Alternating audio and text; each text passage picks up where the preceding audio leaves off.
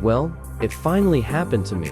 I'm not certain this is more of an entitled, selfish, or just a run-of-the-mill Karen story, but here goes. A few weeks ago, 39M was on a work trip and went to a restaurant to get a meal at a casual-type local place. Since I had a few hours to kill, I decided to dine in rather than get takeout. It was early afternoon, and the place was around 60% full. The hostess seated me at a two-top. Before I even sat down, I asked her for directions to the restroom so I could wash my hands before eating. I left my ball cap or hat on top of the menu on the table, mainly so any server would know someone was seated. After the 2 minutes it took me go wash my hands, I returned and found my table and one of the 2 chairs gone, my hat and the menu included. I turned around to look for a server when I noticed that a nearby booth had a two-top table with 1 chair pulled up to it.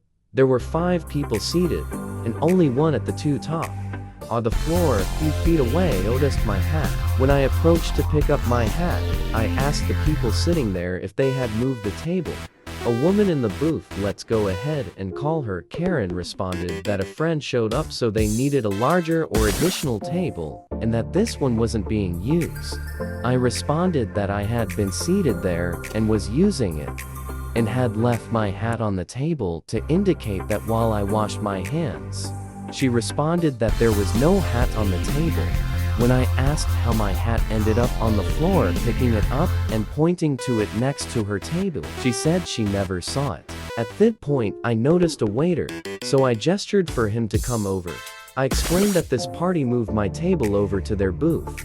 I said I had no problem if they wanted to use one of the chairs for their additional guest, but that I would need the table. Karen cut me off at the end and said to me, not the waiter, that I should just find another table since they were already using it. I responded to the waiter that I was using it, which was why I had left my hat there while I washed my hands. At this point the other woman, who was sitting at my table, started to get to presumably to give me the table back, but Karen immediately said, "Don't you dare," to her, then stared at me and the waiter as if daring either of us to respond. The waiter started to say he was sure they could find her another table. She cut him off with a typical Karen response, "We are not giving up the table, and I need to speak to your manager." This is when I decided I really liked the waiter and would give him a nice tip. He responded that he wasn't going to waste his manager's time on a complaining Karen, and told her the options were to give me back the table to go eat somewhere else. I'm not sure how, but it worked, except for the staring daggers and muttered comments, which I found amusing. She did not appreciate my periodic smirk or chuckle in response.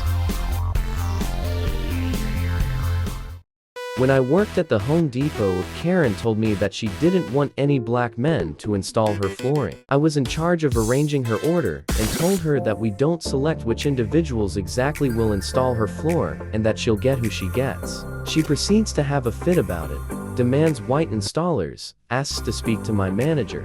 I'm so glad she did, because my manager's name was Dwayne, and he was a real big black dude. Turns out, she didn't want to speak to the manager. Bye guys, I'm out.